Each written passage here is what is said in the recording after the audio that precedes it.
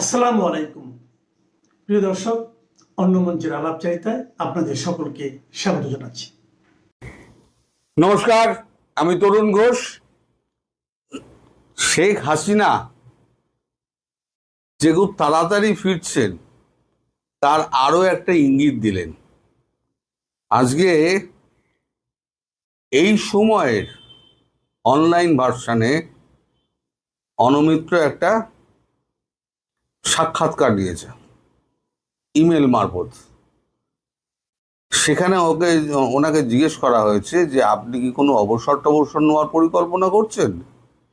সেখানে উনি পরিষ্কার জানিয়ে দিয়েছেন অবসর ভাবনা খারিজ, দুঃসময়ে মানুষের পাশে থাকতে চান হাসিনা। নয়াদিল্লি থেকে এই সময়কে দীর্ঘ সাক্ষাৎকার দিয়েছেন বাংলাদেশের প্রাক্তন প্রধানমন্ত্রী শেখ হাসিনা। গণভবন ছেড়ে আসা ইস্তফা না দেওয়ার কারণ থেকে বর্তমান সরকারের মূল্যায়ন, নিজের দলের ভবিষ্যৎ পরিকল্পনা সব বিষয়ে খোলামেলা সবিস্তার কথা বলেছেন শেখ মুজিব কন্যা। আজ তার প্রথম পর্ব। সেখানে এক জায়গায় উনি বলছেন যে আমার বাবা বঙ্গবন্ধু শেখ মুজিবুর রহমান আমাকে মানুষের শেষ দুঃসময়ে তাদের পাশে থাকার শিক্ষা দিয়েছেন। 1981 সালে আমি যখন সব হারিয়ে দেশে ফিরেছিলাম তখন আওয়ামী লীগের কর্মীরাই ছিলেন আমার পরিবার। আজ সেই নেতাকর্মীরা নির্যাতিত, আমি কিভাবে তাদের ছেড়ে বিশ্রামে যাই। খুব সত্যি কথা বলেছেন উনি। বরাবরই একটাই কথা বলছেন যে যখন আওয়ামী লীগ পরিবারের সমস্ত তার সমর্থক সন্তানের মতো তারা যখন এই দুঃসময়ে কঠিন সময় পার করছেন তখন তিনি ভারতে সুস্থির থাকতে পারছেন না। আমি বারবার আপনাদের বলেছি তিনি অস্থির হয়ে উঠেছেন, দেশে যাওয়ার জন্য অস্থির হয়ে উঠেছেন। ভারত সরকারও তাই আর দেরি করতে চাইছে না। তিনি বারবার একই রিকোয়েস্ট করছেন যে আমি একাই ফিরতে চাই, আপনারা আমাকে অনুমতি দিন। কিন্তু ভারত সরকার যতক্ষণ না সেট আপ রেডি হচ্ছে ততক্ষণ পর্যন্ত তাকে অনুরোধ করেছেন আপনি দয়া করে শান্ত হন, আপনার দেশে ফেরার ব্যবস্থা আমরা খুব শিগগিরই করছি, আমাদের ওপরে ভরসা রাখুন। তাই উনি ভারতে রয়েছেন, কিন্তু তার অস্থিরতা এতটুকু কমেনি, যেটা আমি অনেকগুলো ভিডিওতে আপনাদেরকে আগে বলেছি। এখন তো ধরুন আপনার যখন জার্নির টাইম যখন এগিয়ে আসবে তখন দেখবেন আপনার কত তাড়াতাড়ি আপনি প্লেন ধরবেন, ট্রেন ধরবেন, বাস ধরবেন, আপনার একটা হুড়োহুড়ি থাকে মনের মধ্যে। এখন শেখ হাসিনার ভেতরেতে একটা ঝড় চলছে, কখন তিনি দেশে ফিরবেন, কখন তিনি সাধারণ মানুষের পাশে দাঁড়াবেন। এবং আমি আপনাদের যে বারবার বলি যে আমার স্থির বিশ্বাস এবং তার কথাবার্তায় যেটা আমি ধরতে পেরেছি যে উনি খুব শিগগিরই ঘোষণা দেবেন, খুব শীঘ্রই। আপনাদের একটা অকল্পনীয় ভাবে আপনাদের কাছে হাজির হবে সেই সুসংবাদটা যে কবে তিনি দেশে ফিরবেন। এখন দেশে ফেরার সমস্ত কলকাঠিগুলো নাড়া হচ্ছে। যদি তাকে দেশে ফেরানো হয় এই পরিস্থিতিতে, দেখুন একটা কথা ঠিক যে আওয়ামী লীগ কর্মীরা এখন যে মাঠে নেমে গিয়েছে তাতে ভারত অনেকটা এতে আছে, নিশ্চিন্ত হয়ে আছে যে অ্যাটলিস্ট আওয়ামী লীগ কর্মীরা একটা সময় ঠেলা খেতে খেতে বিড়ালকে যখন আমি দেয়ালে কোণে ঠেলে দেবেন তখন বিড়াল দেখবেন ছিটকে লাফিয়ে এসে আপনার গলার টুটি কামড়ে ধরবে। এখন আওয়ামী লীগ কর্মীদের হচ্ছে ওই অবস্থা। সবই তো হারিয়েছি, আর কত মারবি, আর কত জেলে পড়বি। এবার হচ্ছে পাল্টা আক্রমণ। যেখানে যেখানে যাচ্ছে এই বিএনপির ছাত্র শাখা, তারপরে এই যে আমাদের বদমাইশগুলো ল্যাজ বিশিষ্ট তাদের সমস্ত সদস্য অর্ধেক তো ছেড়ে পালিয়ে গেছে, যে কটা এখন অবশিষ্ট আছে প্রচুর মারধর খাচ্ছে, পুলিশও ভয়ের চোটে পালিয়ে যাচ্ছে। এখন আশ্বস্ত ভারত হচ্ছে এই কারণে যে আওয়ামী লীগ কর্মীরাই হয়তো শেখ হাসিনাকে নিশ্চিন্তে বাঁচিয়ে রেখে দেবে। কিন্তু ভারত কোনো রকম চান্স নিচ্ছে না, একটা সহজতম রুট একটা খুঁজে তাকে যথাসময়ে ফেরানোর চেষ্টা করছে। এ বিষয়ে একটা খবর আছে, কিন্তু এখনই বলার মতো নয়, 2-4 দিন বাদে আমি বলবো, কারণ এখনো খবরটা মানে কতটা সঠিক কতটা বেঠিক আমি জানি না। এখন দুম করে একটা কথা বলে দেবো, তারপরে দেখা যাবে যে সেটা সঠিক হলো না, তখন আপনারাই আমাকে 10 বার ওই 24 সালের 27শে মার্চের মতো অবস্থা হবে। তো আমি সেই মানে এর মধ্যে যাব না, মানে বিতর্কের মধ্যে যাব না, তাই আমি ওই খবরটার মধ্যে ঢুকছি না। কিন্তু খবরটা খুব ইন্টারেস্টিং, যদি হয় 3-4 দিনের মধ্যে আমি আপনাদেরকে জানাবো। এখন এই যে পত্রিকা আজকে একটা পর্ব বেরিয়েছে, আগামীকাল আর একটা পর্ব বেরোবে। এই পর্বে দেশে ফেরার কথা তিনি কিছু বলেননি। উনি বলেছেন আমি দেশে ফিরব এবং আমার কর্মীদের পাশে আমি দাঁড়াবো। আমার বাবা এটা শিখিয়ে গেছিলেন। আর শেখ হাসিনা ভয় পাওয়ার মতো নেত্রী নন। তিনি কিন্তু এখানে বসে সমস্ত কিছু তিনি প্ল্যানস অ্যান্ড প্রোগ্রামস রেডি করে ফেলেছেন। তার মানে দলে কি হবে না হবে সমস্ত কিছু তার কিন্তু একদম রেডি করা আছে। তিনি দেশের মধ্যে কিন্তু বিভিন্ন লোককে দিয়ে কাজ করাচ্ছেন। তার বিশ্বস্ত লোকজনের অভাব কিন্তু দেশের মধ্যে নেই, কম নেই। দেশের মধ্যে প্রচুর বিশ্বস্ত লোক আছে, তারা প্রতিদিন শেখ হাসিনার সঙ্গে যোগাযোগ করছেন এবং প্রধানমন্ত্রী তাদেরকে নির্দেশ দিচ্ছেন এই কাজটা করতে হবে এবং এতক্ষণের মধ্যে আমায় জানাতে হবে। তারা বিশ্বস্ততার সঙ্গে সেই কাজটিও করছেন এবং সময় মতো তারা জানিয়েও দিচ্ছেন। উনি আবার সেগুলো লিখে রাখছেন। ফলে পরবর্তী ক্ষেত্রে যখন উনি দেশে ফিরবেন, তখন কাকে দলে রাখবেন কাকে দলে রাখবেন না, নির্বাচনে ফের যাবেন কি নির্বাচনে যাবেন না, সেটা সম্পূর্ণ তার ইচ্ছার উপর নির্ভর করছে। আর এই যারা আজকে গদিতে বসে আছে, আমি বলেছি না আগামী 2 মাস, এই 2 মাসের মধ্যে সব কটা পালাবে। এখন তো পালানোর হিড়ি করেছে, আরো 6 জন বোধহয় পালাচ্ছে যা শুনলাম। দেখবেন পালাবার সব হিড়ি করবে, তারপর দেখবেন দু দু দু দু দু করে সমস্ত পালাচ্ছে। এটা সব বিভিন্ন জায়গায়।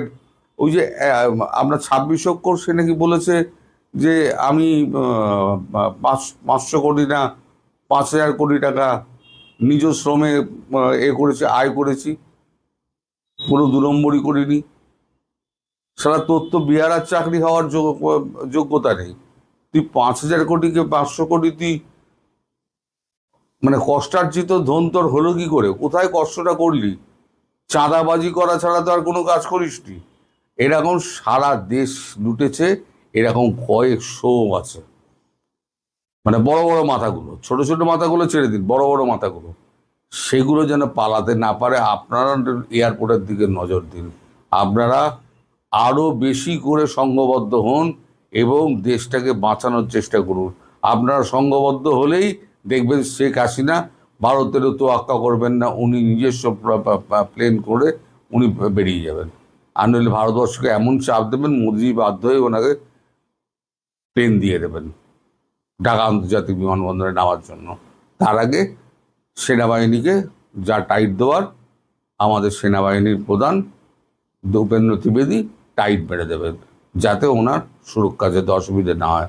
কিন্তু আপনারা যেভাবে জোট বাঁধছেন সেভাবে জোট বেঁধে যান, তাহলে পরে আপনারাই একমাত্র পারেন তার মানে প্রত্যার্পণ করে মানে ত্বরান্বিত করতে। সেই লক্ষ্যেই আপনারা এগোন। আপনারা খুব ভালো কাজ করছেন এবং উনি খুশি, ভীষণ রকম খুশি। আমি আপনাদের বলছি উনি ভীষণ রকম খুশি আপনারা যেভাবে কাজ করছেন। সবাই ভালো থাকবে। শুনেন, বাংলাদেশ আওয়ামী লীগ হচ্ছে, বারবার বলেছি, আপনার চ্যানেলে বলেছি, বাংলাদেশ আওয়ামী লীগ হচ্ছে জনগণের তৈরি করা একটা দৈত্য। সেই দৈত্যকে আপনি পতলে বন্দি করতে চাইলে হবে? বরং বাংলাদেশ আওয়ামী লীগ এখনো যে তীব্র গণ আন্দোলন গড়ে তোলে নাই, এটার জন্যই আমি চিন্তিত। তারা মিছিল করতেছে এই জন্য আমি চিন্তিত না। এখনো যে সরকার উল্টে ফেলে নাই সেই জন্য আমি চিন্তিত। এখনো যে গাজীপুর থেকে শুরু করে জয়দেবপুর হয়ে ময়মনসিংহ ত্রিশাল হয়ে গফরগাঁও হয়ে গফরগাঁও হয়ে ময়মনসিংহ হয়ে পিয়ারপুর, নরিন্দী, নান্দিনা, জামালপুর, ভাটারা, বাউসি হয়ে সরিষাবাড়ি হয়ে জগন্নাথগঞ্জ ঘাটে রেল লাইন যে উঠে ফেলেন, তুলে বঙ্গোপসাগরে ফেলে দেয় নাই বা যমুনা নদীতে ফেলে দেয় নাই, এই জন্য আমি চিন্তিত আছি। মিছিল, বরং এই মিছিল তো আমার কাছে কোনো মিছিলই না, এটা তো কিছুই না। এখন বাংলাদেশ আওয়ামী লীগ কি করে আর কয়েকদিন পরে দেখবেন। তারা এখনো নির্দেশ পায়নি। শুধুমাত্র 2জন এমপি বলেছেন, এমপি বাহার ভাই বলেছেন যে আমার নেতা কর্মীদের আজকে থেকে যদি কিছু হয় মনে রাখবা, সব মনে রাখবা, মনে মনে হিসাব করবা। তারপরে মিছিল শুরু। আবার একজন কে যেন বলেছে তার এলাকার যদি আওয়ামী লীগের নেতাদের কিছু হয় তিনি দেখে নেবেন। মিছিল শুরু হয়ে গেছে, এটাই স্বাভাবিক, হয়ে যাবে। এই মুহূর্তে শুধু নেতৃত্বের দ্বন্দ্ব অথবা নেতৃত্ব সিদ্ধান্ত আসেন নাই কি করবেন। আমি বলেছি তো যে জননেত্রী শেখ হাসিনা যেদিন শুধু লাইভ ভিডিও কলে আসবেন, বাংলাদেশে বিপ্লব শুরু হয়ে যাবে। আপনি লিখে রাখেন।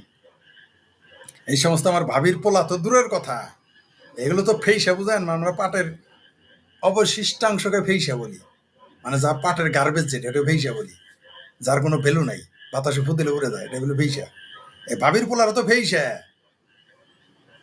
ওই বিএনপি জামাত বানের জলে ভেসে চলে যাবে বঙ্গোপসাগরে, দেখতে পারবেন। অনেকে আমার কাছে এই কথাগুলো মনে নাও হইতে পারে, বিশ্বাস নাও হইতে পারে, কিন্তু দেখতে পারবেন আপনি। এমনকি কিছু আওয়ামী লীগের লোকও বিশ্বাস নাও করতে পারে। আপনি দেখতে পারবেন যে গাজীপুর থেকে কিভাবে রেল লাইন উঠানো শুরু হয় আর সরিষাবাড়ির জগন্নাথগঞ্জ ঘাটে গিয়ে শেষ হয়, দেখতে পারবেন। এখনই তারা পারে, নির্দেশের অপেক্ষায় বসে আছে। আমার সরিষাবাড়ির কথা বললাম আপনাকে। আমাদের সরিষাবাড়ি যেদিন নির্দেশ দিবে জননেত্রী শেখ হাসিনা, আর জামালপুরে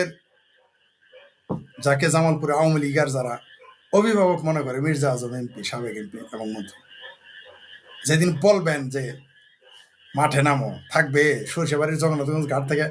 আবার জাহাঙ্গীর যেদিন বলবে, আপনার আজমতুল্লাহ স্যার যেদিন বলবে গাজীপুরে, যেদিন জাহাঙ্গীর বলবে, মেয়র জাহাঙ্গীর যেদিন বলবে, গাজীপুরে টিকতে পারবেন? ময়মনসিংহ থাকবে, গফরগাঁও থাকবে, রাস্তাতে যাইতে পারবে সেনাবাহিনী, পুলিশ তো হাসিয়াবি না, পুলিশের কথা বাদ। পুলিশ তো আওয়ামী লীগকে কোনোদিন আর বাধা দিবে না, আমরা যত কথাই বলেন। রইল বাকি সেনাবাহিনী, বেড়াকে পালায়, ওই যে কুকুর যেমন লেঙ্গুর নিচে দিয়া পালায় যায়, সেনাবাহিনী পালায় বেড়াকে ফিরে যাবে। আর মোল্লারা মসজিদে গিয়ে বসে থাকবে, ইয়ানাপসি শুরু করে দিবে। সেই দিন আসতেছে সামনে। মোল্লার মিলিটারি বাংলাদেশের মুক্তিযুদ্ধের পক্ষের মানুষ এবং আওয়ামী লীগের পক্ষের মানুষের উপর যে অত্যাচার চালিয়েছে, এই দেশটাকে যেভাবে ধ্বংসের দ্বার প্রান্তে নিয়ে গেছে, এগুলোর হিসাব নিকাশ হবে। এগুলো মিছিল কিছুই না, এগুলো কিচ্ছু না। আওয়ামী লীগের মানে 1,00,000 ভাগের 1 ভাগও তারা শুরু করে না, এটা কোনো কিছু মিছিলের মধ্যেই করে না। এখন বাংলাদেশ আওয়ামী লীগের যদি মুস্তফা ফিরোজের পরামর্শে আসতে হয়, তাতে ওই আওয়ামী লীগের না ফিরে আসাই ভালো। বাংলাদেশ আওয়ামী লীগ যদি এই ফিরোজ মিরোজ নাট বল্টুর কথায় যদি আসতে হয়, ওই কোথাকার কোন ফিরোজ কি নাম টাম বলতেছেন, আর 2-4 জন সাংবাদিক আরো লম্বা লম্বা কথা, এদের কথায় বাংলাদেশ আওয়ামী লীগ ফিরে যদি আসতে, তো বাংলাদেশ আওয়ামী লীগ আত্মহত্যা করতে হবে গলায় দড়ি দিয়ে। এদের কথা আওয়ামী লীগ চলবে? আওয়ামী লীগ কিভাবে আসবে? আওয়ামী লীগ সিদ্ধান্ত নেবে। আওয়ামী লীগ কিভাবে আসবে? জনগণ সিদ্ধান্ত। রিফাইন্ড মানে কি বুঝায় তারা? রিফাইন্ড বলতে কি বুঝায়? পরিষ্কার করে বলুক। অমনে কথা বলে কেন? কাশে কেন? গলা কেসে পরিষ্কার করে বলুক, তারপরে জবাব দেবো আমরা। ওই সমস্ত ফিরোজ মিরোজদের দালালি করতে না করেন, ওই টাকলা মাকলাদের দালালি করতে না করেন। ফরিদ ভাই, এই যে ওই যে বলছিলাম শুরুতে যে শেখ হাসিনা আসার একটা কথা বলেছেন, ঘোষণা দিয়েছেন অনেকটা এরকম, এটা নিয়ে কিন্তু আওয়ামী লীগ বা ওদের অঙ্গ সংগঠনগুলোর ভিতরে একটা প্রাণ চাঞ্চল্য তো আমরা দেখতে পাচ্ছি। এখন এই যে তাদের মিছিলগুলো যে বড় হচ্ছে, এর কারণ কি? শেখ হাসিনা আসলে তারা কিভাবে রিসিভ করবে, সেই মহড়া কিনা? আপনার কাছে কি মনে হয়? নিঃসন্দেহে সেই মহড়া। শুধু শেখ হাসিনার আগমনের মহড়া না, এই মহড়া হচ্ছে ৭২-এর সংবিধান বিরোধীদের সতর্কবার্তা। এই মহড়া হচ্ছে জয় বাংলা বিরোধীদের সতর্কবার্তা। এই মহড়া হচ্ছে যারা ৩২ নম্বরে ভেঙেছে তাদের সতর্কবার্তা। এই মহড়া হচ্ছে যারা বাংলাদেশটাকে মানতে চায় না তাদের বিরুদ্ধে সতর্কবার্তা। শেখ হাসিনাকে তো শুধু আওয়ামী লীগ না, তো আমি কি বলেছিলাম আপনাকে? আমি প্রথম বলেছিলাম কিন্তু বাংলাদেশে, আমি বলেছিলাম যে বাংলাদেশে এত বড় জমায়েত হবে যে কেউ কল্পনাই করে নাই কোনোদিন। আমি 50-60 লাখের কথা বলেছিলাম, মানুষ তখন বিশ্বাস করে না। এখন কেউ কেউ 1 কোটি 2 কোটি 3 কোটি হবে বলতেছে। আরো ভালো, বাংলাদেশের এই টঙ্গী ইজতেমা ময়দানে জননেত্রী শেখ হাসিনাকে সংবর্ধনা দিতে হবে 3 দিন। বলে দিলাম আবার 3 দিন। অনেক আওয়ামী লীগের লোক আমার সাথে ফোনে কথা বলে হাসে, ভাই 3 দিন কেন হবে? আপনি কেন 3 দিন বলেন? কারণ এত মানুষ হবে যে রাস্তা ব্লক হয়ে যাবে, যে আপনি শেখ হাসিনাকে নিয়ে যেতে পারবেন না। এখন বলুন তো, হেলিকপ্টার নিয়ে চলে যাবেন না? যদি হেলিকপ্টার নিয়ে যান জনরোষ সৃষ্টি হবে। উল্টো, আমরা আমরা শেখ হাসিনাকে দেখতে আসছি। আমাদের জামালপুর জেলা থেকেই তো 4-5 লক্ষ লোক আসবে, একটা জেলার কথা বললাম শুধু। আর আমার ডাকেই তো 5-10 হাজার চলে আসবে। আমি তো আওয়ামী লীগের কেউ না। এক জামালপুর থেকে তো আমার কথা 5,000 আসবে, আর আওয়ামী লীগের নেতাদের কথা 4-5 লক্ষ আসবে। এক আমার অনুরোধেই তো শেখ হাসিনাকে দেখার জন্য সারা বাংলাদেশে কত হাজার আসবে দেখতে পারবেন। তাহলে আওয়ামী লীগের নেতাটাকে কি হবে কল্পনা করতে পারবেন? কল্পনাই করতে পারবেন না। এরা তো, আমি আসলে না, 5ই আগস্ট আওয়ামী লীগের জন্য এখন আমার গবেষণায় যারা 5ই আগস্ট ঘটিয়েছে, যে সংগঠন, যে দেশ, যে সকল গোয়েন্দা সংস্থা এটা ঘটিয়েছে, তারা এখন কিন্তু হতাশ। তারা জানে যে শেখ হাসিনা প্রত্যয়টি কি করলো তারা। বরং আওয়ামী লীগকে যদি আর 5 বছর থাকতে দিত, যেমন 15 বছর তৃণমূল ছিল, তৃণমূলকে স্বাভাবিকভাবে যেতে দিয়েছে। তৃণমূল কিন্তু ব্যানিশ ভারতে। আজকে তো শুনেছেন যে তৃণমূল আরো 20 জন দল টল ছেড়ে দিয়েছে, ঠিক আছে? তাদের দলে ভাঙন, সর্বশেষ ভাঙন সৃষ্টি হয়ে গেছে। বরং বাংলাদেশ আওয়ামী লীগকে আর 5 বছর থাকতে দিলে এই আওয়ামী লীগের কপালে শনি, রবি, সোম, মঙ্গল, এখন তো শুধু শনি আর মঙ্গল শুরু হয়েছে, তখন শনি, রবি, সোম, মঙ্গল, বুধ, বৃহস্পতি সব শুরু হয়েছে। আওয়ামী লীগের ধ্বংস হয়ে যেত আওয়ামী লীগ আর 5 বছর থাকলে। যারা, হ্যাঁ, এর মূল্য দিতে হয়েছে ছাত্রলীগকে অনেক, এর মূল্য দিতে হলো আওয়ামী লীগকে অনেক, এর মূল্য অনেক মানুষকে, মুক্তিযুদ্ধের পক্ষের মানুষকে অনেক মূল্য দিতে হলো, কোনো সন্দেহ নেই। কিন্তু বাংলাদেশ আওয়ামী লীগ মুক্তিযুদ্ধের পক্ষে শক্তি টিকে গেল। যারা যে 4-5টা দেশ এই বাংলাদেশ থেকে জননেত্রী শেখ হাসিনা এবং মুক্তিযুদ্ধের পক্ষের সরকারকে উচ্ছেদ করলো, যে আশা সেটা বুমেরাং হয়ে গেছে। তারা কল্পনাই করতে পারে না যে এখন শেখ হাসিনা কত জনপ্রিয়। তারা এখন বুঝতে পারতেছে যে আওয়ামী লীগ কত জনপ্রিয়। চাপা যতই মারুক, এই মুহূর্তে সেনাবাহিনী বেরাকে যাওয়ার পরেই খেলাটা দেখতে পারবে। দুধ কা দুধ, পানি কা পানি হো যায়গা। শুধু সেনা ওয়াকার সাহেবকে যাইতে দেন। ওই যে বলছে না, একবার কয় জুনে যাবে, আরেকবার কয় অমুক তারিখে যাবে, কিচ্ছু না, বদমাইশ। তবে ডিসেম্বরের মধ্যে যদি সেনাবাহিনী ফিরে না যায়, বাংলাদেশের সেনাবাহিনীর বিরুদ্ধে এই দেশের জনগণ ফুঁসে উঠবে। মুক্তিযুদ্ধের পক্ষে সবাই না, রাজাকার আলবদরের পক্ষে তারা তো আর ফুসবে না। মুক্তিযুদ্ধের পক্ষের মানুষ, আওয়ামী লীগের পক্ষের মানুষ ফুসে উঠবে সেনাবাহিনীর বিরুদ্ধে, এবং আন্তর্জাতিকভাবে সেনাবাহিনী মিশন বন্ধ হয়ে যাবে যদি তারা ফিরে না যায়। ব্যারাকে দেখতে পারবেন খেলা জমে যাবে আরো। আর এটা শুধু রিহার্সেল না, বাংলাদেশ আওয়ামী লীগকে রিহার্সেল করতে হয় না। বাংলাদেশ আওয়ামী লীগের ইতিহাসটাই এমন, যারা, এদের রাজনীতিটাই এমন, এদের রিহার্সেল করার কিছুই নেই, মহড়ার দরকার নেই। এদের রাজনৈতিক ইতিহাসটাই আলাদা। আজকে আওয়ামী লীগকে ভয়ঙ্কর রূপে ফিরতে হবে কার জন্যে? স্বাধীনতা বিরোধীদের জন্য। আওয়ামী লীগকে ফিরতে হবে ভয়ঙ্কর রূপে কার জন্য? মৌলবাদী শক্তির বিরুদ্ধে। আওয়ামী লীগকে ফিরতে হবে কার জন্য ভয়ঙ্কর রূপে? যারা এই বাংলাদেশটাকে চায় না। আওয়ামী লীগ ভরসা হয়ে ফিরবে মুক্তিযুদ্ধের পক্ষের মানুষের জন্য। আওয়ামী লীগ ভরসা হয়ে ফিরবে কৃষক, শ্রমিক, মেহনতি মানুষের জন্য। ছাত্রলীগ, যুবলীগ, কৃষক লীগ ভরসা হয়ে ফিরবে মুক্তিযুদ্ধের পক্ষের মেহনতি মানুষের পক্ষে। কিন্তু মুক্তিযুদ্ধ বিরোধী, বাংলাদেশ বিরোধী, আমার ভাবির পোলাদের বিরুদ্ধে ভয়ঙ্কর রূপে ফিরতে হবে। কারণ বাংলাদেশ আওয়ামী লীগ করার কারণে তাদের 10 বছরের বাচ্চাকে পেটানো হয়েছে, 7 বছরের বাচ্চাকে পেটানো হয়েছে। ছাত্রলীগ করার অপরাধে তার মা, বোন, খালা, বাগ্নি, কন্যাকে ধর্ষণ করা হয়েছে। আওয়ামী লীগ করার কারণে তার সন্তানকে পেটানো হয়েছে। এগুলো বাংলাদেশের জনগণ এবং মুক্তিযুদ্ধের পক্ষের মানুষ ভুলবে না কখনো। আপনি এই দেশে 32 নম্বর বাড়িটা ভেঙে ফেলেছেন, এই দেশের ভাস্কর্য আপনি ভেঙে ফেলেছেন, গুড়িয়ে দিয়েছেন, পুড়িয়ে দিয়েছেন। বাংলাদেশের জনগণ এটা ভালো চোখে দেখে নাই। বরং 5ই আগস্ট বাংলাদেশ আওয়ামী লীগের জন্য, মুক্তিযুদ্ধের পক্ষের মানুষের জন্য সাপে বর হয়ে গেছে। আমি তার প্রমাণ আর ব্যাখ্যা করলাম না আপনাকে। তবে বাংলাদেশ আওয়ামী লীগ না, শুধু মুক্তিযুদ্ধের পক্ষের মানুষ জেগে উঠতেছে, সাধারণ জনগণ জেগে উঠতেছে, কারণ যারা আইনের শাসন পাচ্ছে না, যারা ব্যবসা বাণিজ্য করতে পারতেছে না। ভাই, একটা দেশের যদি ব্যবসায় টিকে না থাকে, সেই দেশের মানুষ কি করে খাবে? কারণ আপনার মিষ্টি কথায় তো আর চিরা ভিজবে না ভাই। চিরা ভিজতে পানি দিতে হবে, জল দিতে হবে। কারণ নদীর পানি দেন, কুয়ার পানি দেন, আর বৃষ্টির পানি দেন, আর মোটরের তোলা পানি দেন, আর সমুদ্রের পানি দিলে তো আর খাওয়া যাবে না। বৃষ্টি পানি আপনাকে দিতে হবে, মুখে তো আর চিরা ভিজবে না। এই যে দেখেন, বাংলাদেশি মানুষ সে বিনিয়োগ করতেছে ভারতে, এটা তো এইখানে হওয়ার কথা ছিল ভাই। ভাই আরেকটা কথা একটু জানতে চাই, সেটা হচ্ছে সাম্প্রতিক খবরে দেখেছেন মার্কিন যুক্তরাষ্ট্র অভিযোগ করেছে যে বাংলাদেশে বাই ফোর্স করে শ্রম আদায় করা হয়, সেই শ্রমের যে উৎপাদন সেটা মার্কিন যুক্তরাষ্ট্রে রপ্তানি করা হয়। এখন তারা এই এই অপরাধের জন্য বাংলাদেশকে আরো 12% ট্যাক্স ধার্য করবে। মানে বিষয়টা আসলে কোন দিকে যাচ্ছে? আর একদিকে বাণিজ্য চুক্তি করে তো সব দিয়েই দিল, তার উপরে আবার মরার উপরে খাড়ার ঘা কেন? পরে শুনেন, অনেক আগে, তখন সাদা কালো টেলিভিশন, না সাদা কালো না, বোধহয় রঙিন আসছে, মানে অনেক আগের কথা। ওই যে ইরাকের সাথে রঙিন টিভি আসলেও সাদা কালো তখনও চলে। যাই হোক, সম্ভবত সেটা সেটা কত সালটা আমার মনে নাই। টিভিতে, ভারতীয় টিভিতে দেখেছিলাম। তখন আমি ভারতে থাকি। মধ্যপ্রাচ্যে কোনো একটা যুদ্ধ হচ্ছিল, তখন ভারতীয় নেতারা জিজ্ঞেস করেছিল যে যেখানেই তেল, সেখানে কেন আমেরিকা যায়? তখন আমেরিকার নেতারা বলছিল তেল থাকলেই তো আমরা যাব, তেলের উপরে আমেরিকার হক আছে। টিভিতে লাইভ এটা বলতেছে।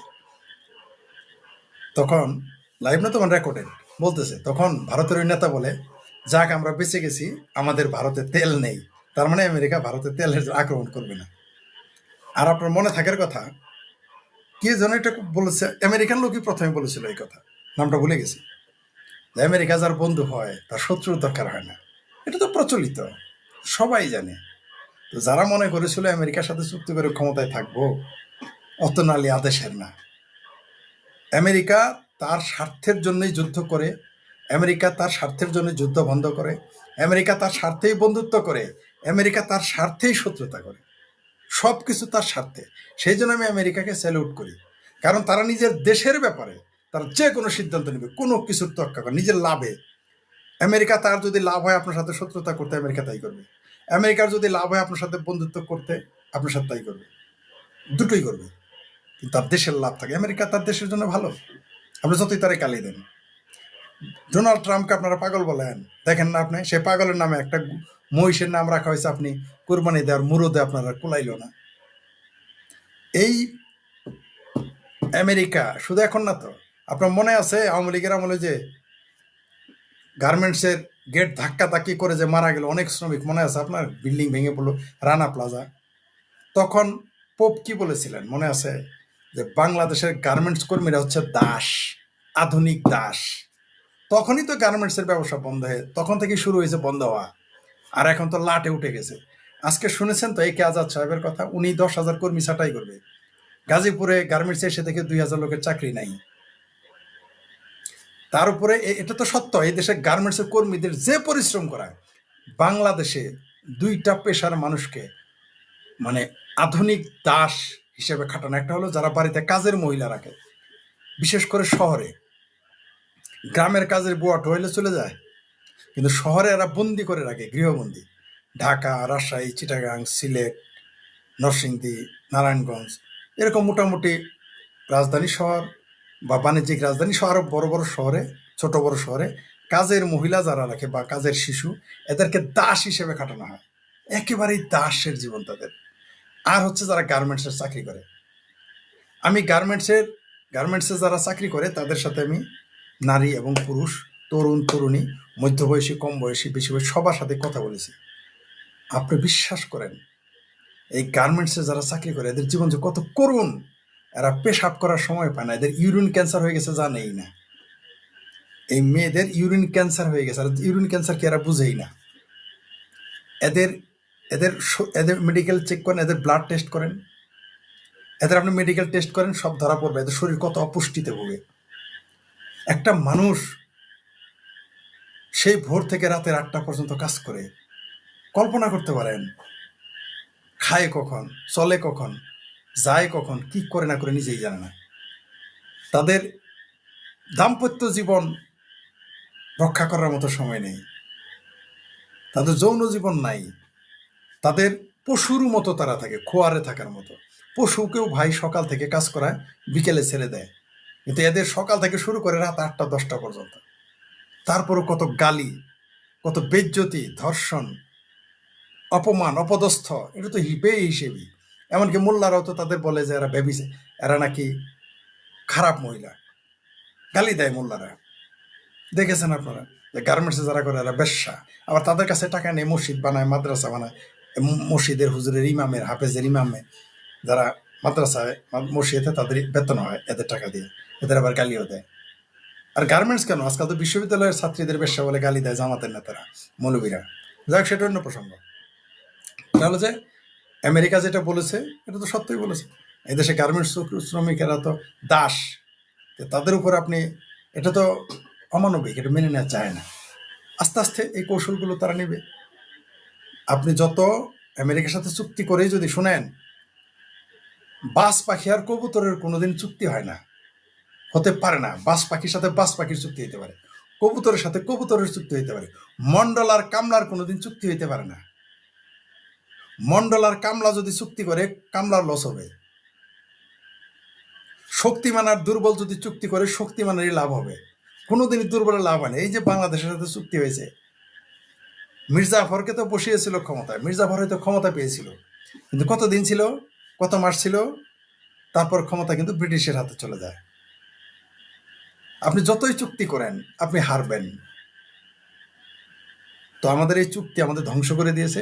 পাশাপাশি এই কথা সত্য, গার্মেন্টসে যারা চাকরি করে তারা আধুনিক দাস, এদেরকে যেভাবে শোষণ করা হয়, শ্রমের শোষণ, এটা ভয়ঙ্কর, এটা বন্ধ হওয়া উচিত। শেখ হাসিনার তৃতীয় স্বদেশ প্রত্যাবর্তন ঠেকাতে মিডিয়া ন্যারেটিভ শুরু হয়ে গেছে। চিহ্নিত যে সকল মিডিয়া সবসময় আওয়ামী লীগ এবং শেখ হাসিনা বিরোধী সংবাদ পরিবেশন করা সহ আজগুবি মিথ্যা বয়ান তৈরি করত, তারা তো রয়েছেই। কথিত কিছু প্রগতিশীল পত্রিকা এবং ইলেকট্রনিক মিডিয়া নতুন করে বয়ান তৈরি করে শেখ হাসিনার স্বদেশ প্রত্যাবর্তনের বিরুদ্ধে নানা রকম গল্প তৈরি করছে। ভাড়াটিয়া কিছু লোকদের দিয়ে সম্পাদকীয়, উপসম্পাদকীয়, মতামত কলাম, এমনকি সংবাদ তৈরি করানো হচ্ছে। কখনো বলা হচ্ছে আদৌ কি শেখ হাসিনার প্রত্যাবর্তন সম্ভব, এই আর্টিকেলের নিচে গিয়ে বলা হচ্ছে এটা অসম্ভব। কখনো নিউজে করা হচ্ছে শেখ হাসিনার স্বদেশ প্রত্যাবর্তন এটা বক্তব্য সর্বস্ব, আদৌ আসবে না। কখনো ইনিয়ে বিনিয়ে বলানো হচ্ছে মৃত্যুদণ্ডের ঝুঁকি নিয়ে আদৌ কি শেখ হাসিনা আসবে, এটা বাস্তবতা না। কখনো কখনো বলা হচ্ছে আওয়ামী লীগ কি আদৌ ঘুরে দাঁড়াতে পারবে, আকর্ষণীয় শিরোনাম করে নিচে গিয়ে তৈরি করা হচ্ছে উদ্ভূত পরিস্থিতিতে ভূ রাজনৈতিক এবং অপর বিষয়ের কথা বিবেচনা করলে শেখ হাসিনার প্রত্যাবর্তন আদৌ সম্ভব না। টার্গেট একটাই, শেখ হাসিনা প্রমী কোটি কোটি মানুষকে মানসিকভাবে দুর্বল করে দেওয়ার চেষ্টা। এই যারা ন্যারেটিভ তৈরি করেন বা টেলিভিশনে কথা বলেন, তারা হয়তো ভুলে গেছেন শেখ হাসিনার ধমনীতে তার পিতা শেখ মুজিবের রক্ত। তিনি যা বলেন তা তিনি করে ছাড়েন। যুদ্ধ অপরাধীদের বিচার, বঙ্গবন্ধুর খুনিদের বিচার, বড় বড় অপরাধীদের বিচারের তার যে প্রতিজ্ঞা ছিল তিনি সেটা করেছেন। বিশ্বব্যাংক টাকা দেবে না, তারপরে তিনি পদ্মা সেতু করবেন, যা অনেকেই বলছিল অসম্ভব। অনেকে বলতে আওয়ামী লীগের এবং তার ক্যাবিনেট, তার পরিষদের অনেকেও কিন্তু বলছিল এটা বাস্তবে সম্ভব না। শেখ হাসিনা ডিটারমাইন্ড ছিলেন, তিনি সেটা করেছেন এবং সেটা তিনি করেছেন, সফল হয়েছেন। বাংলাদেশে মেট্রো রেল হবে, অনেকে বলেছে এটা বাস্তবতা না। কর্ণফুলী নদীর নিচ থেকে টানেল হবে, অনেকে বলেছিলেন এটা চিন্তাও করা ঠিক না। শেখ হাসিনা পরিকল্পনা নিয়েছেন, তিনি করেছেন। শেখ হাসিনা বলেছিলেন শতভাগ বিদ্যুতায়িত ব্যবস্থা করব, গ্রামগঞ্জ, শহর, নগর, বন্দর, কলকারখানা, শপিং মল সর্বত্র বিদ্যুৎ থাকবে। বর্তমান প্রধানমন্ত্রীর একটা ইন্টারভিউতে তিনি বলেছিলেন শপিং মলে, গ্রামে, শিল্পে সর্বত্র বিদ্যুৎ দেওয়া কোনো সরকারের পক্ষে সম্ভব না, কিন্তু শেখ হাসিনা বলছিলেন দেব, তিনি দিয়েছেন। ইন্টারনেট কানেকশন সর্বত্র শেখ হাসিনা দিয়েছেন। 125টি কর্মসূচির মাধ্যমে সোশ্যাল সেফটি নেটওয়ার্ক, সামাজিক নিরাপত্তা বেষ্টনী করা তিনি করে দেখিয়েছেন। নারীর ক্ষমতায়ন, নারীকে সচিব করার থেকে শুরু করে অ্যাম্বাসেডর করা, পুলিশের এডিশনাল আইজি, সেনাবাহিনীর মেজর জেনারেল, নারীর ক্ষমতায়ন চ্যালেঞ্জ আকারে নিয়ে তিনি সেটা করেছেন। একটা লোকও গৃহহীন থাকবে না, সরকারি টাকায় ঘর করে দিয়ে জমির মালিকানা দেওয়া হবে। এই প্রজেক্ট, অনেকে বলছে এটা বিলাসী প্রজেক্ট, এটা বাস্তবতা না। শেখ হাসিনা করে দেখিয়েছেন। অর্থাৎ তিনি যা ডিসিশন নেন, তিনি এত দৃঢ়চেতা এবং এত দূরদৃষ্টি সম্পন্ন যে তিনি যা চান সেটা করেন, কারণ তার ভিতরে একটা সদিচ্ছা, দেশপ্রেম এবং একটা রাষ্ট্রনায়কোচিত দূরদৃষ্টি তার ভিতর থাকায় তিনি এটা করতে সক্ষম হয়েছেন। অনেক পত্রিকা, অনেক মিডিয়ায় অনেক কথা বলা হয়েছিল, কোনো তাই কাজ হয়নি। ভুলে গেলেন কেন? ৭৫-এর 15 আগস্টের নির্মম ভয়াবহতার পরে অনেক নেগেটিভ দৈনিক, মিল্লাত সহ বিভিন্ন পত্রিকায় হক কথা, জাগো ইত্যাদিতে বলা হয়েছিল না শেখ হাসিনার খুনিরা সাংবিধানিকভাবে এখন প্রোটেক্টেড, দেশে ফিরলে তাকে হয়তো তার বাবার পরিস্থিতি বরণ করতে হবে। কিছুই শোনেন নাই, তিনি ফিরে এসেছেন। 2004-এর 21 আগস্টের নির্মম ভয়াবহ গ্রেনেড হামলায় আল্লাহর অশেষ রহমতে পরিত্রাণ পাওয়ার পরে অন-11-এ তার বিরুদ্ধে যখন মামলা হয়, তখন তার শুভাকাঙ্ক্ষী আত্মীয় স্বজনরাও বলেছিল আর দরকার নেই, তুমি অন্তত বেঁচে থাকো, বংশের প্রদীপ হিসাবে তুমি থাকো। তিনি বলছিলেন না, যা হবার হবে, আমি প্রয়োজনে ট্রায়াল ফেস করব, আমি দেশ ছেড়ে কোথাও যাব না। তিনি ট্রায়াল ফেস করেছেন, বিজয়ী হয়েছেন। শেখ হাসিনার ধমনীতে ভিন্ন ধরনের একটি রক্ত প্রবাহিত আছে। তার দৃঢ়চেতা মানসিকতা যারা জানেন না, তারা এই কথিত টেলিভিশন টক শো, ইউটিউবে গল্প তৈরি করা এবং সাম্প্রতিককালে 2টি বড় বড় পত্রিকা ইনিয়ে বিনিয়ে শেখ হাসিনার স্বদেশ প্রত্যাবর্তন, এটা বাস্তবতা সম্মত না। আওয়ামী লীগ ঘুরে দাঁড়াবে সাম্প্রতিককালে, এটা সম্ভব না। এমন নিউজ, এমন নিবন্ধ করাচ্ছেন এবং সেটাকে ধরে রাতে টেলিভিশন আবার টক শো করাচ্ছেন, এতে লাভ হয় না। একটা গল্প মনে পড়ে গেল। অবিভক্ত বাংলায় শেরে বাংলা একে ফজলুল হকের বিরুদ্ধে একটি চক্র লেগেছিল। একটি জনসভায় শেরে বাংলা একে ফজলুল হক থাকা অবস্থায় তার একজন কর্মী এসে বললেন, হক সাহেব দেখছেন, একটা পত্রিকার নাম বলল যে এই পত্রিকায় আপনার বিরুদ্ধে সংবাদ লিখছে। উনি পত্রিকাটাকে মাটিতে, অর্থাৎ উনি যেখানে বসা সেখানে বিছিয়ে তার উপর বসে পড়লেন। সে আবার বলল, আপনি একটু পড়ে দেখবেন না কি লিখছে এখানে, ভয়াবহ কথা লিখছে। শেরে বাংলা একে ফজলুল হক নাকি বলেছিলেন, আমার যারা ভোটার তারা ওই পত্রিকা পড়ে শেরে বাংলাকে, হক সাহেবকে বিমুখ করবেন না। নির্বাচনে শেরে বাংলা একে ফজলুল হক বিপুল ভোটে নির্বাচিত হলেন। শেরে বাংলার রাজনৈতিক আদর্শের উত্তরসূরি শেখ হাসিনা। আর এখন গণমাধ্যমের চেয়ে সামাজিক যোগাযোগ মাধ্যম অনেক অনেক বেশি শক্তিশালী। একটা গণমাধ্যম পড়ে নির্দিষ্ট সংখ্যক লোকেরা, সামাজিক যোগাযোগ মাধ্যম পড়ে লক্ষ কোটি না কোটি কোটি মানুষ। এটা কিন্তু এখন শক্তিশালী মাধ্যম। যারা এই নেগেটিভ ন্যারেটিভ তৈরির চেষ্টা করছেন, তারা সামাজিক যোগাযোগ মাধ্যমে একটু চোখ দিয়ে দেখুন। শেখ হাসিনার অপেক্ষায় বাংলাদেশ, শেখ হাসিনাকে আহ্বান জানাচ্ছে বাংলাদেশ। খেটে খাওয়া কুলি মজুর থেকে শুরু করে নিম্ন মধ্যবিত্ত এমনকি ব্যবসায়ী কলকারখানার মালিকরাও শেখ হাসিনাকে স্বাগত জানাবার জন্য বারবার বলছে, we are waiting for Sheikh Hasina. তাদের আস্থা শেখ হাসিনাতেই। এই ন্যারেটিভ তৈরি করে কোনো লাভ হবে না, বরং আপনাদের কদর্য চেহারাটা বিভিন্ন সময় প্রতিভাত হয়, নতুন করে আবার উদ্ভাসিত হচ্ছে। শেখ হাসিনা আসবেই, শেখ হাসিনাতেই বাংলাদেশ, শেখ হাসিনাতেই বাংলার মানুষের আস্থা। আওয়ামী লীগের সবচেয়ে বড় ভুল হয়েছে যে গত নির্বাচনে তারা কিন্তু অংশগ্রহণ করতে পারতো তারপরে ইন্ডিপেন্ডেন্ট হিসেবে অন্য দলের মাধ্যমে। সেখানে তাদের একটা সংসদে যদি তারা 50 জন সদস্য যদি ইন্ডিপেন্ডেন্ট হিসেবে পাঠাইতে পারতো, তাহলে তাদের একটা ভয়েস থাকতো, একটা রাজনৈতিক ফোর্স হিসেবে তারা টিকে থাকতে পারতো। Actually Yunus is trying to become the president হয়ে বাকি যতটুকু অংশ আছে বাংলাদেশের, যা কিছু আছে যতটুকু সবকিছু করে একটা পাপেট রাষ্ট্র, একটা বানানা রিপাবলিকে পরিণত করতে চায়। আমাদের এই, আমি জোরালো ভাবে বলতে চাই যে ইউনুসের এই ষড়যন্ত্রের এগেইনস্টে সারা বাংলাদেশের সকল রাজনৈতিক দলের দাঁড়ানো উচিত।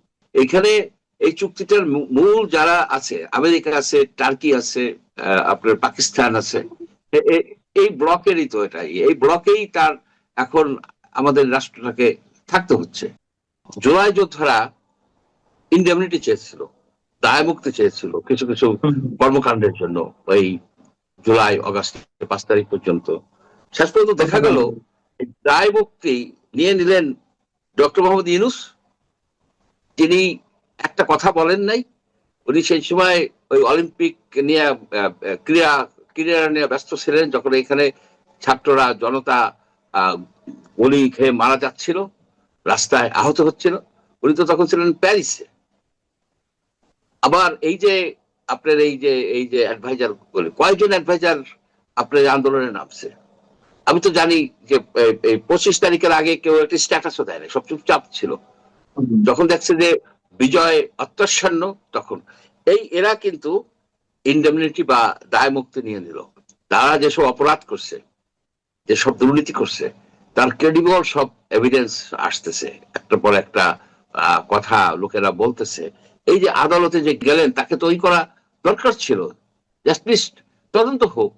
কিন্তু তারা বললেন, আদালত বলল যে যথেষ্ট পরিমাণের নাই, এভিডেন্স নাই, যে এটা একেবারে বাদ দিয়ে দিল। সুতরাং আমি মনে করি কি এটা একটা ভালো দিকে যাচ্ছে না, যে আপনার অপরাধ করবে এবং দায় মুক্তি নিয়ে নেবে। এটা তো প্রেসিডেন্স হয়ে থাকতেছে।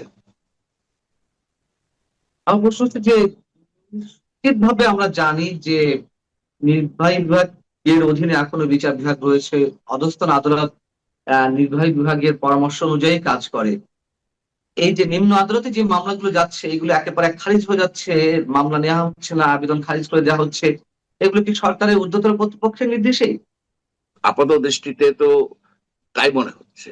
এবং আপনার আর একটা জিনিস হচ্ছে যে এখানে এই হাইকোর্টের যে একটা সচিবালয় প্রতিষ্ঠা করার কথা ছিল, যাতে তারা বিচার বিভাগটা ইন্ডিপেন্ডেন্ট হতে পারতো, বদলি, প্রমোশন, এগুলি সব, সেটাকে সে সচিবালয় হওয়ার পথে তো বাধার সৃষ্টি করা হলো, এটাকে বাতিলই হয়ে গেছে। এই সচিবালয়ে যাদেরকে অ্যাপয়েন্টমেন্ট দেওয়া হয়েছিল তাদেরকে আবার তাদেরকে মন্ত্রণালয়ে ফেরত নেওয়া হয়েছে। অর্থাৎ এই বিচার বিভাগ আগের মতোই রয়ে গেল, অর্থাৎ যেই লাউ সেই কদু। সেটা আছে, কিন্তু আমার প্রশ্ন হচ্ছে যে তাহলে তাই যদি হয়, সরকার কেন ডক্টর ইউনূসকে এতটা সেভ করতে চাচ্ছে? এবং উপদেষ্টার বিরুদ্ধে যেসব অভিযোগ উঠেছে, আপনি বলছেন যে একের পর এক নানান ধরনের অভিযোগ আসছে, শুধু আপনি নয়, আমরা দেখতে পাচ্ছি, কিন্তু কোনো বিষয়ে কোনো উপদেষ্টার বিরুদ্ধে কোনো তদন্ত নয়, যাদের বিরুদ্ধে স্পেসিফিক্যালি অভিযোগ আসছে সে বিষয়ে আমরা কোনো উদ্যোগ দিচ্ছি না, এবং ডক্টর ইউনূসের বিরুদ্ধে যে পরিমাণ অভিযোগ, সেসব বিষয়ে আমরা দেখছি উপরন্ত তাকে রক্ষা করার এক ধরনের চেষ্টা। এর কারণটি কি? কারণ হচ্ছে কি, শুনেন, বাংলার এই ভূখণ্ডে আপনার মীর জাফর, অমিচাঁদ, রায়দুর্লভ, জগৎ শেঠের পরে আর এক দল এইসব লোকজন আসছে। এরা আপনি দেখেন, এরা এমন একটা চুক্তি করছে, যে চুক্তির মাধ্যমে আমাদের বাণিজ্য করার যে স্বাধীনতা, সেই স্বাধীনতা অনেকটা খর্ব হয়ে গেছে। আপনারা ঠিক মতো কোথা থেকে জিনিসপত্র কিনবেন, পণ্য কিনবেন বা বিক্রি করবেন, সেসব জায়গায় এরা অনেক, আমেরিকার যুক্তরাষ্ট্র সেখানে অনেক বাধার সৃষ্টি করতে পারে, তেমন একটা চুক্তি করে আসছে। আরো এই বিষয়ের মধ্যে আরো অনেক কিছু আছে। আমাদের যে রাইট, আমাদের যে অধিকার, একটা স্বাধীন সার্বভৌম রাষ্ট্র হিসাবে সে অধিকারকে বিক্রি করে দিচ্ছে। এই বিক্রির বিনিময়ে যেটা পেয়েছেন এই ইউনূস সাহেবের সহকর্মীরা এবং ইউনূস, যেমন আপনি ধরেন যে দুইজনকে উনি সরকারে রেখে দিতে পারছেন। একজন হচ্ছে এই খলিল সাহেব, ডক্টর খলিল, আর একজন হচ্ছে আশিক, মিস্টার আশিক বলে এক ভদ্রলোক। এই দুইজন কিন্তু এই সরকারের মধ্যে রয়ে গেছে, এবং যারা অ্যাডভাইজার ছিল তাদের ভিতর এগেনস্টে যেসব অভিযোগ আসছে সেই অভিযোগ থেকেও কিন্তু তারা এক ধরনের দায় মুক্তি পেয়ে যাচ্ছেন, এবং যাতে দুদকিত নাই। আপনার 3 মাস হয়ে গেল যে একটা দুর্নীতি দমন কমিশন এই সরকার গঠন করলো না। আমি বলি না যে করতে পারে না, এরা এত ভিসি নিয়োগ করতে পারে, এত কিছু নিয়োগ করতে পারে, এই দুদকের এই কমিশনার এবং চেয়ারম্যান নিয়োগ করতে পারে না, পারে, কিন্তু করছে না।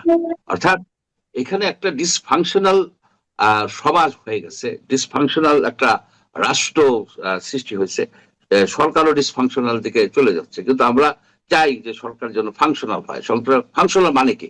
যারা অপরাধ করছে তাদেরকে পানিশমেন্ট দিতে হবে। যারা দুটো পত্র পত্রিকা পোড়াই দিচ্ছে, 2টা পত্রিকার অফিস পোড়াই দিচ্ছে, তারা কারা? ভোটে তো দেয় নাই, আগুন তো নিজে নিজে লাগে নাই। এখানে সেটা তারা পারছে না বা করছে না। আমার প্রশ্ন সেখানে যে কেন করছে না বা কেন পারছে না। অভিযোগ হাত পা বাঁধা। খলিল সাহেবরা মিলে এই সরকারের হাত পা বেঁধে ফেলেছে, জাতিকে বিক্রি করে দিছে।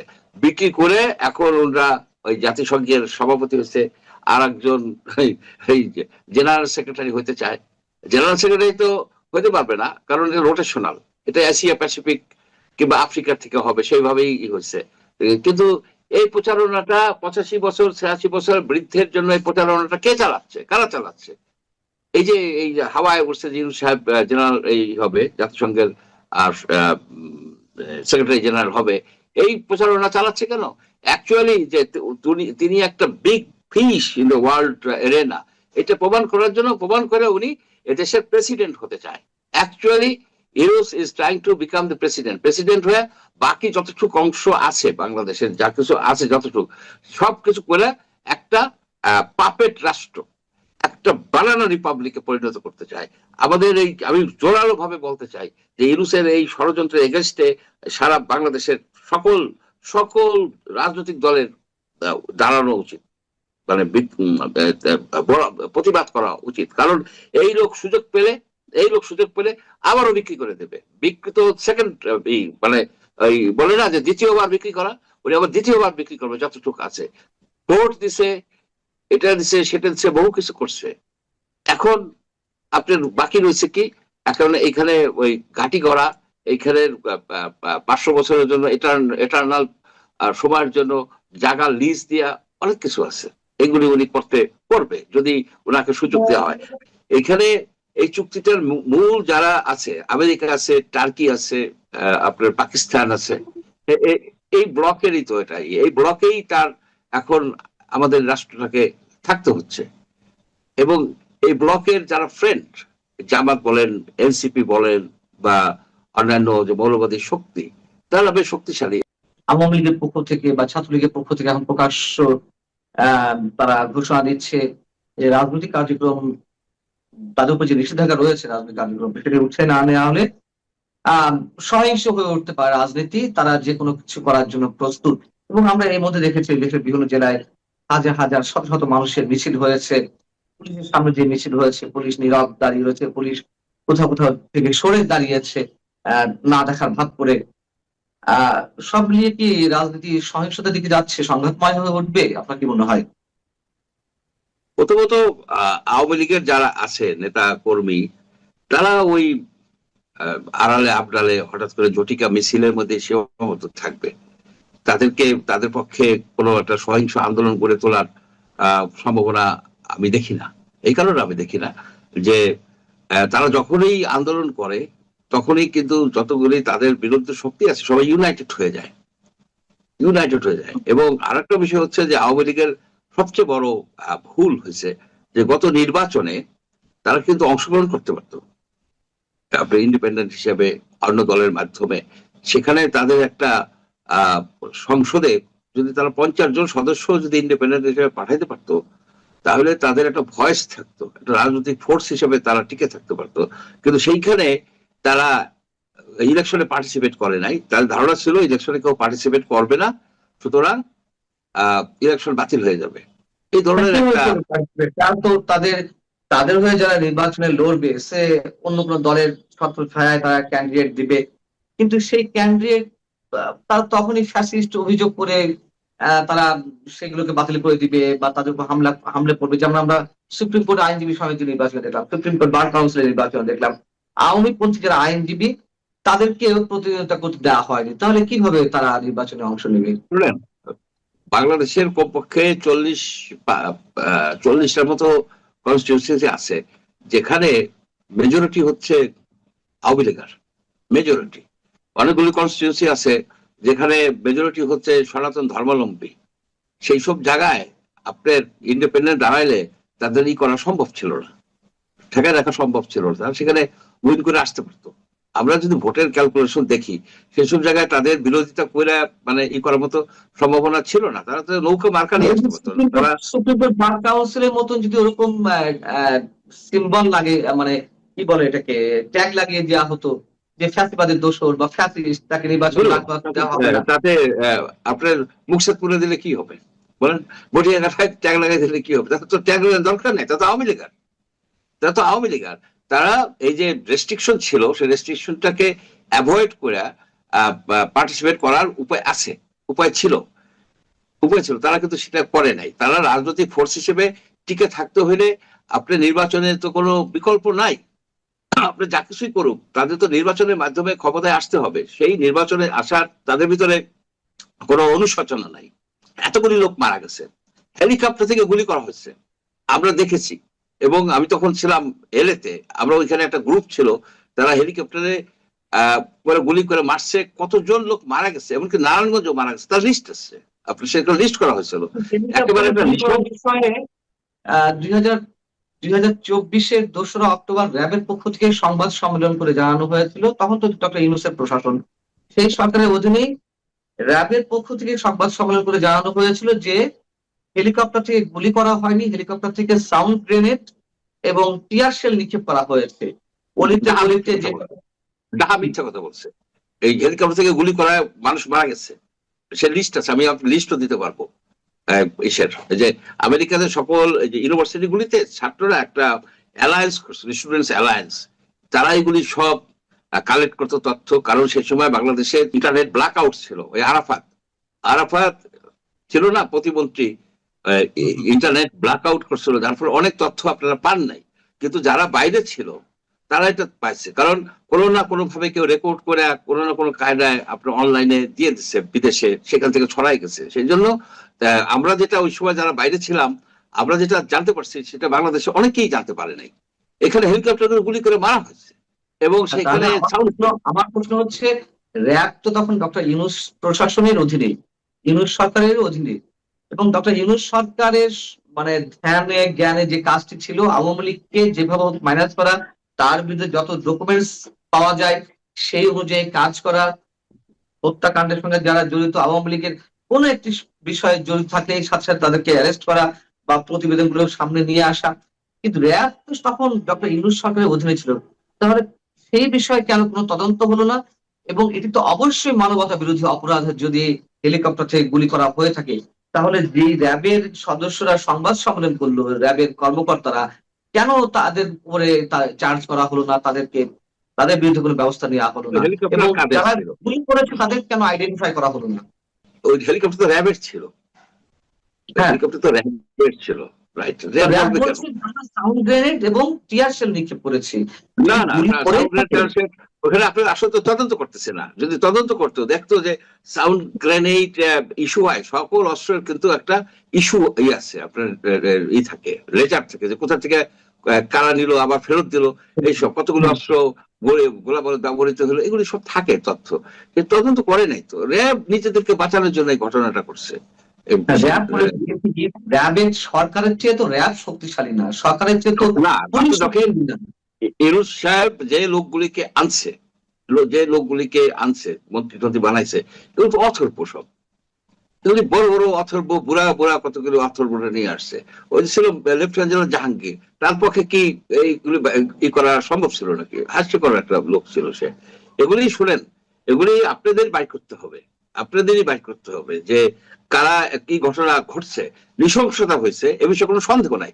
এখন যে পয়েন্টে আপনি বলছিলেন আওয়ামী লীগের নেতা কর্মীরা, সেন্ট্রাল কমিটি, যারা কি বা কেন্দ্রীয় নেতা, তারা তো এটাকে সবসময় ষড়যন্ত্র হিসেবে দেখে যে জনমানুষ যে ক্ষিপ্ত হয়েছে, মানুষজন যে এই দুর্নীতি, দুঃশাসন, বৈষম্য এগুলির বিরুদ্ধে ফুসে দাঁড়াইছে, এই জিনিসটা তো তারা স্বীকার করে না।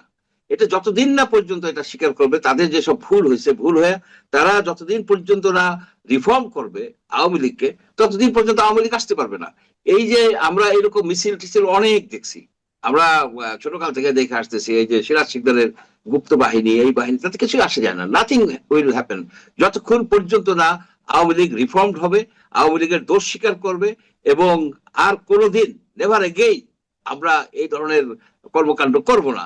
এটা যখন পাবলিকে বিশ্বাস করবে, তখন আপনার আওয়ামী লীগ আবার রাজনৈতিক শক্তি হিসেবে আসতে পারবে। ক্ষমতায় আসতে পারবে কিনা আমি জানি না সহজে, কিন্তু রাজনৈতিক শক্তি হিসেবে এবারও তারা আসতে পারতো কোনো কায়দায়।